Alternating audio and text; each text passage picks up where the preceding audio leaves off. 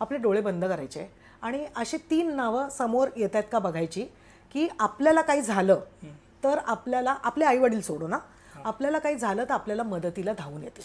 तुला 5-10 वर्ष तुला कॉन्फिडन्स आहे की मला काहीच होणार नाही आहे आणि तू त्याच्यासाठी इन्व्हेस्ट करतोय. मे बी तू 5-10 लाख जमवशील पण 2-3 वर्षात हा खर्च आला तर मग आपलं काय? मग झालं ना, आपले जे पुढचे जे काही इन्व्हेस्टमेंट्स केलेले ते तर सगळे आपल्याला तोडावेच लागतील. तर ह्याच्यावर ना स्पेक्युलेट करण्यात किंवा ह्याचा ॲझम्पशन करण्यात पॉईंट नाही आहे. जेवढं लवकर घेता येईल तेवढा म्हणजे घेण्यात जास्त सेन्स असतो. पहिलं तर ना इन्शुरन्सच्या वेळेस मी नेहमी माझ्या क्लायंट्सला सांगते, म्हणजे हा एक्सपेरिमेंट करून बघायचा क्लायंटने.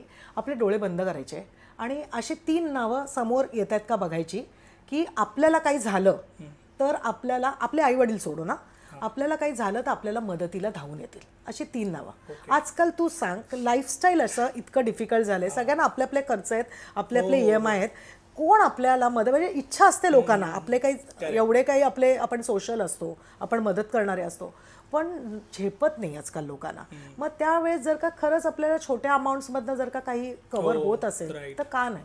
म्हणजे कारण का नाही मदत होणार. नातेवाईक वगैरे सगळं आपल्या आपल्या ठिकाणी, मित्र मैत्रिणी सगळं, पण जिथे आपल्या स्वतःच्या जबाबदाऱ्या आहेत ना त्या आपणच उचलल्या पाहिजेत. तर तिथे स्वतःला सेक्युअर्ड करणं फार महत्त्वाचं जातं.